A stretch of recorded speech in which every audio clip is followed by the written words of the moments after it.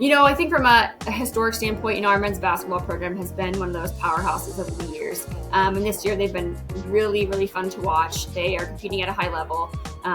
They're, winning the 50-50 balls. And so I'm excited to see us continue to compete second semester, in hopes that that's where we're going to be playing our best basketball.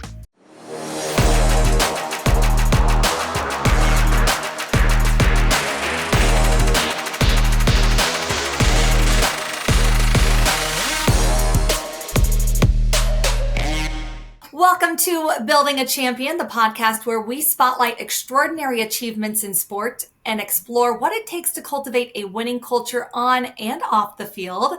Today we have an inspiring guest on the pod, Alicia Rabideau, the Director of Athletics at William Penn University. Alicia, welcome to the show.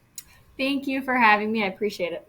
Absolutely. Well, we want to start by congratulating the men's soccer team there at William Penn on their incredible season. Made it all the way to the NAIA National Championship Final, battled number 1 seed Dalton State in a penalty shootout. Phenomenal achievement. The energy in that stadium had to be next level. Yes. Oh, thank you. Yes, that game was heartbreaking to see that finish. But, for them to be able to compete at that level, I know that was something they talked about. Like, that was a goal for this program. That's where they felt like that their talent lied, their work ethic lied. And so to see them come to fruition on Monday was just so exciting. And to see us have, the fans that we had supporting was awesome. It goes either direction when you go to PKs. And so, unfortunately, it didn't go our way that day. But, we are so incredibly proud of this program for all they accomplished this year. And just, the culture they had. I mean, they were just a really good group of guys. And Coach Simon Brown and Coach Joe Minton, they just really, have high standards. And the guys live up to them. And just, overall, we're just really proud of them. Excited to see how they bounce back from this. But, we're behind them 100% of the way. The school had to be buzzing throughout this journey. Yes. Oh, the other part that's awesome is the men's soccer program. They are such big supporters of other programs. They're always in the front row cheering on at volleyball games and basketball games. And so, for us to kind of be like, it's our turn to, step up for them. It was exciting. And so, campus was excited. We had a video board set up in our Penn Activity Center. And so we had bleachers set out and students were, at home watching. And then we had our crew down in Wichita watching too. And, we were all there and on the edge of our seats, watching those final moments for sure. Great. What was, so I believe, what was the psyche going into the game? So if I have my information correct, in the semifinals, you also went into overtime, but won in extra minutes, I believe. So walk us through that, between the overtime of that game, kind of the celebration, and then kind of the psyche leading in to championship match. So the overtime of that game, so if I'm remembering correctly, which, tons of games, but I think we had some crazy saves in the final minutes of regulation of that William Carey game. And I just remember being almost sick to my stomach and now being managing the coaching staff. They were so poised. The guys were so poised during those last minutes. And then heading into the overtime, we're just it's almost like you can take a deep breath, but also you can't because it's, golden goal. So you got to be on your A game from the beginning. But just everything played out and it was just beautiful, an absolute beautiful, I think it's 2.5 minutes into it. And to see that, go our way and that success was awesome. And I think the really cool part for me from watching is in my history. So I coached collegiate volleyball. And so I really haven't had a lot of experience with soccer. And so the last 3 years, I've learned a lot. And I'm really starting to understand, Coach Simon's, style of play and the things they're trying to achieve and accomplish. And this year, I just felt like they really lived up to the game plan each and every game. They were following what they wanted to do and they were executing. And in that game, one of the student athlete who made the goal, he had missed an assignment earlier in the game. And I remember him and Simon going back and forth talking about, hey, this is what we're doing, and he's like, I know, and he messed up. And then to see the hug after the game and for it to come to place and he had the goal and it was awesome. It gives me goosebumps just thinking about it. But, that's the level of play those guys are playing at and they know what's at stake and it was just so exciting. And then leading into the championship game, it's like almost, I feel like they were able to breathe. Like this is where they wanted to play. They wanted to, their last game to be in Wichita in the national championship. And it had been like years building up. I mean, these were guys that have been here for 4 years. I think we had a couple who, are playing their 5th year. So like this program was built around them basically. And so, there's like a lot of nostalgia along with it. And they felt good. They looked good. I mean, I felt like from the moment we kicked off, we had total control of that game. And just, the shot didn't go our way. And we had such really good looks too throughout the game. Just a couple inches wide here and there. But I think they were confident, looked good, and PKs go, and it just wasn't our night. But so proud of them, so excited. And I know looking back, even I was just talking with them last week. The end of the week, just like they're so proud of their season, they're so proud of each other. Such good memories, and our alumni too. We've seen so many posts from alumni, especially men's soccer players, talking about how proud they are and how exciting it's been to follow along this season. It's so fun to be able to look back and see all that. You mentioned dominating that championship game. They held Dalton State to no shots on target through all 110 minutes, which is a pretty incredible feat. What role would you say leadership, both on and off the field, played in their success? So one of our defenders, Eden Sears, and I think he was named the national tournament defender of the tournament. And he is one of those guys that's been here for 4 years. And to see his growth from freshman year to senior year, like he's such a good, solid leader. He's a good kid. The guys really respect him. The coaching staff obviously really respects him. Like when he talks, and he's quiet. So he's one of those leaders that when he talks, you listen. And those guys are behind him 100% of the way. And, same with our goalie, Sean. He is talking nonstop throughout the game. And then when they come to the sidelines and, they're talking back and forth nonstop, it's so fun to see that. And then we have, we've got a lot of freshmen that play too. And so like they need that guidance, right? And they need that help because they haven't been in this situation before. And so I think that was just instrumental because we had some young guys play some big minutes and do some big things for us. And they are able to do that because, their teammates have confidence in them and, ultimately their leaders have confidence in them. How did the team process such a dramatic ending, and what lessons do you think they took away from this experience? That's hard to answer, but I think, just after the game, they're leaning on one another. I think that's what's so beautiful about college athletics and athletics in general is it's such a team thing for most of them. And, they need each other, and that's the beauty in it, and that they have each other. They've built such, lifelong friendships with one another, and they're there for them through those highs and the lows. And obviously those minutes after is a low point, but being able to look back on this season, that's a high point. And again, they have each other to thank for that. The hard work they've put in to achieve this season, it can't be compounded into that one couple minutes. They have so much to be proud of. And, same with Coach Simon. I know, after it's hard to process, and it sucks, but they're so proud of this program. And, as an administration, as in the university, we're so proud of all of them. And, we're going to look back fondly at, the legacy they've left and all they've accomplished. And we look forward to honoring them, next semester when we get them all back and showcasing all that they accomplished this fall. Yeah. So speaking of lessons learned, as you kind of being the athletic director, earlier you talked about you should have seen this kid as a freshman compared to what he is now as a senior. What are some of the things that you're trying to implement at William Penn? Because you've only been on the job for a relatively short period of time, but what are you trying to implement to kind of develop these students and have them be successful, not only in their collegiate careers, but academically and then after college as well? Yeah. Historically, we have done different type of leadership seminars. And one of our admin, his name is CJ Reddick. He is really big and is taking ownership over this part of how we can develop our student athletes. And whether it's getting speakers on campus or it's having resume building sessions, whatever we can do to really assist our student athletes, and we're able to cultivate this in our ASA. And we want, which ASA is our Association of Student Athletes. And so these are the leaders of all of our athletic programs. And we want to, bring their voice to the top. And so for us is really to how can we help them, but what can we do to help? Can you guys talk to us a little bit about what it is that you're seeing, and what can we do to assist with it? And so having this group of people and CJ kind of overseeing it has been huge, because we're able to really get in with the student athletes and then listen to them on how we can help. And a lot of the things that that they tell us that they're enjoying is getting out in the community. It's huge for us, and they love it, because you learn so many things when you're out, when you're volunteering, you're giving back your time.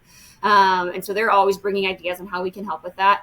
And the other is like time management, and that's the hardest thing I think as a college athlete, is managing our time. And so they are always giving us feedback on maybe things that we could help them with in time management. Because, we'll have an event on campus, and let's say it's a men's volleyball game at 7 p.m. And, maybe our crowd isn't fantastic. And we're like, okay, well, what can we do to be better? And they're like, well, we had practice, and then we had dinner, and then we had study hall. I'm like, okay, well, how can we help, eliminate some of those things so we can get you on campus for that event? And so, having that group helps us, because we're able to assist with that. And I think right now, I'm still in my infancy of being AD. We're kind of still creating what's this, 5-year plan look like at William Penn. And for us, that student athlete development is one of those components and one of those pillars. And ultimately, we want to win at everything. That's kind of our MO, whether it be on the field or, arena of play, in the classroom, elevate our GPAs, become scholar teams, and in the community. And then ultimately, after they leave William Penn, that's really how and what we want for our student athletes. And so with their assistance, we're able to kind of map out what that looks like. And, program to program, it might be different, but ultimately, their success is our success. And so whatever we can do to help, that's kind of our plan.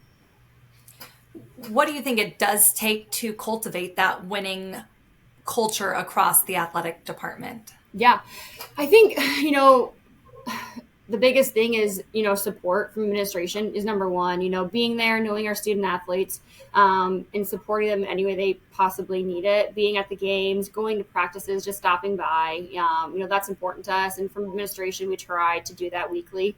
But then, also, doing that, what else can we do to help them? And from a coaching staff, I like to have one-on-one meetings with our head coaches to kind of talk about, what's your vision for your program and how can we be of assistance? What can we do to help you?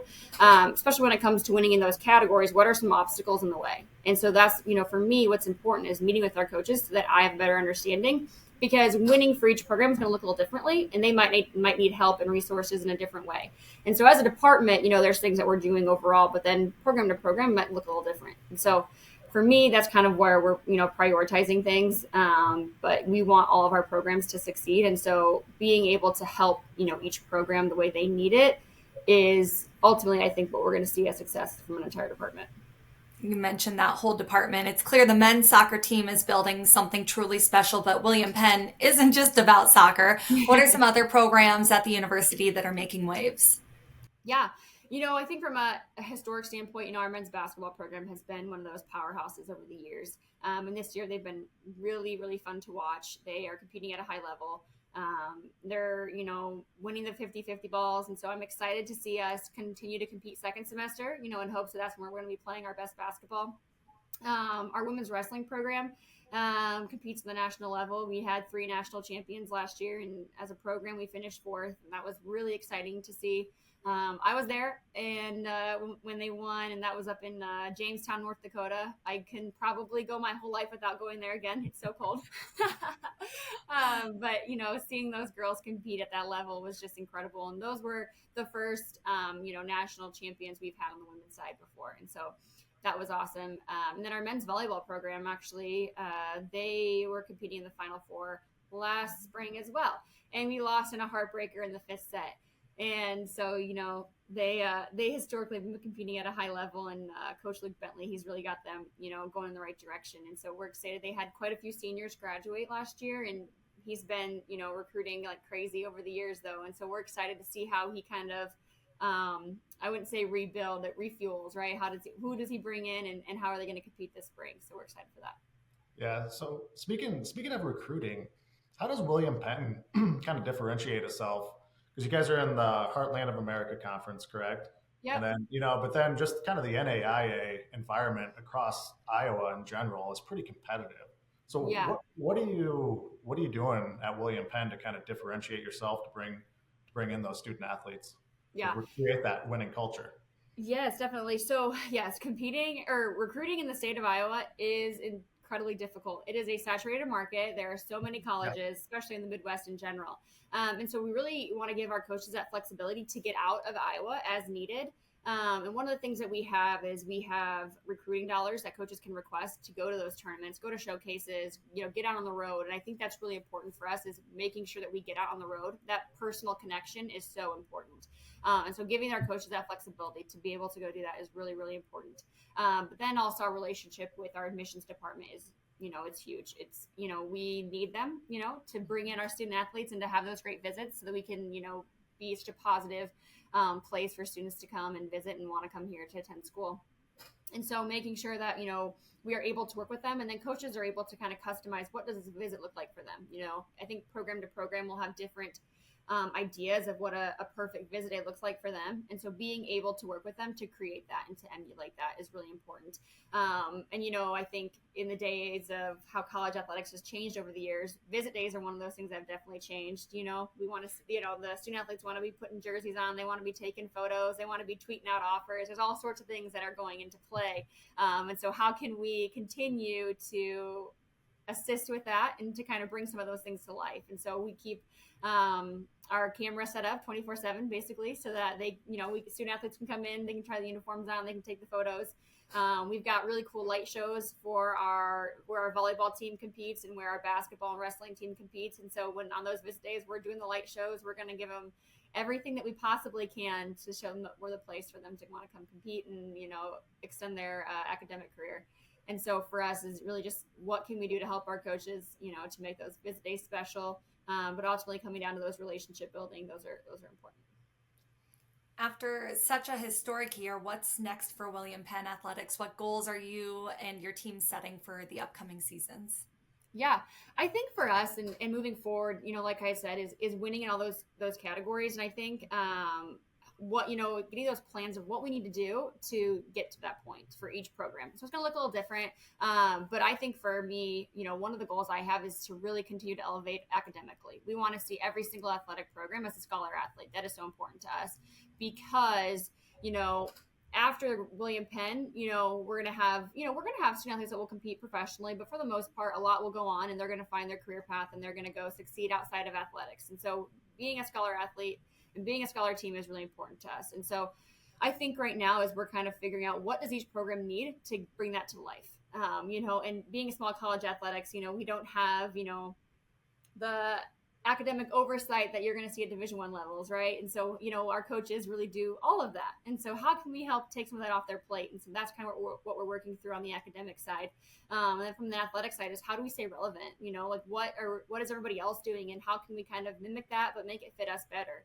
And so what's brainstorming as a department, as coaching staff, as an athletic leadership team, then ultimately at the university level is how can we continue to adjust to what's next level, but make it our own. And so that's, what we have to continue to do because there's things that we can do. And then there's things that, we're not going to be able to do. But how can we fit it to what our needs are? And then, what can we continue to do in our community? Our community is so supportive of us. And we want to continue to give back. And so getting out in the community, making sure they know who we are, and being aware of William Penn. And this past fall, we did a combination between our high school and our William Penn. We had like a pep rally kind of out on the downtown square. And our student athletes thought it was the coolest thing. And it was incredible. And so we've been talking about how can we do this every fall, right? How can we get our fall sports and their fall sports and kick it off in, early September or late August and just have like a whole community support and showcase our student athletes from the high school and college level. And so just doing things like that so we can continue to showcase our students and how amazing they are. For us, we want to continue to do that. And so when we get back from the holiday break this year, we need to, continue to elevate our winter teams, but then what are we going to do for our spring programs and how are we going to get, each stadium and facility rocking for our sports programs. And so, we'll take a couple of days off here in December, but then we're back at it to see what's next. Well, Aleesha, before we let you go, I'd like to end with a quick, fun, rapid fire round to get to know you a little bit better. I'll ask you a few quick questions and then you just say the first thing that comes to your mind. Sound good? Okay. Okay. What is your go-to pump-up song before getting ready to head to these big games? Oh, good. I would say anything Taylor Swift is probably my go-to. I think my favorite Taylor Swift song is "If I Were a Man" or "Is If I a Man" or something like that. That's a good song. Love it. If you could play any sport professionally, what would it be? Oh man.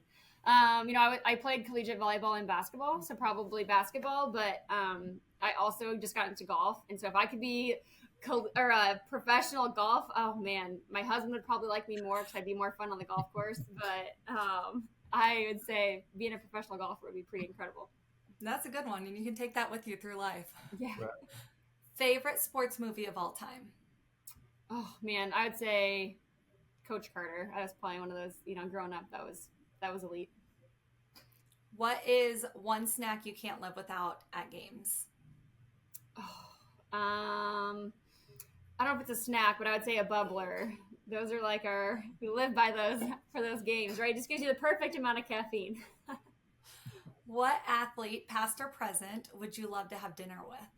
Oh, I've always been a big Steph Curry fan, so I would definitely want to have dinner with him. All right, penalty shootout. Are you taking the shot or staying on the sidelines? Oh, taking the shot. I got to have my future in my own hands, I guess. What is the most superstitious thing you've seen an athlete do before a game? Oh man. I mean, I would say just from like our program standpoint, just, like it goes down to like the foods they eat and like where, And so I remember just being in Wichita, like there's like certain pizza places that they wanted to go to and it had to be at a certain time. Even like down to like putting socks on, with like left foot before the right or whatever it looks like, I think we saw all that in Wichita.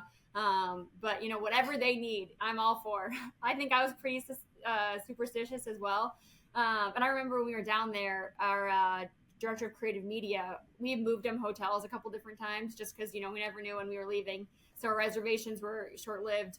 And then when we went on Saturday, he's like, you got to change my hotel again. I'm superstitious. And he's like, I've changed 3 times. You got to change me a 4th. And so leading into that championship game, we had to change his hotel. There's always a lot of superstition involved in it. Yeah. If you could coach or manage any team in the world, who would it be? Oh, man. I would say probably USA basketball. I think that would be pretty incredible. But I also would say any team that Caitlin Clark's on would be pretty fun. At least get a lot of attention. That's right. There'll be people in the stands. Before we wrap up, any final words of advice for aspiring athletes or athletic directors out there? Yeah, I would say I think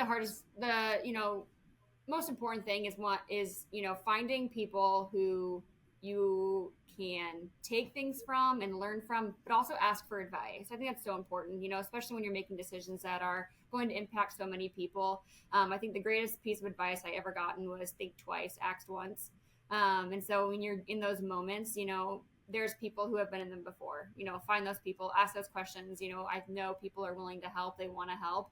And they're willing to. And so for me, I think it's important to find those people, get that help you need, ask the questions. And as you're, in college or you're in being a GA or you're starting out as assistant, ask questions, get into whatever you can possibly get into so you can learn as much as you can, and become invaluable, because the more you know, the more invaluable you are.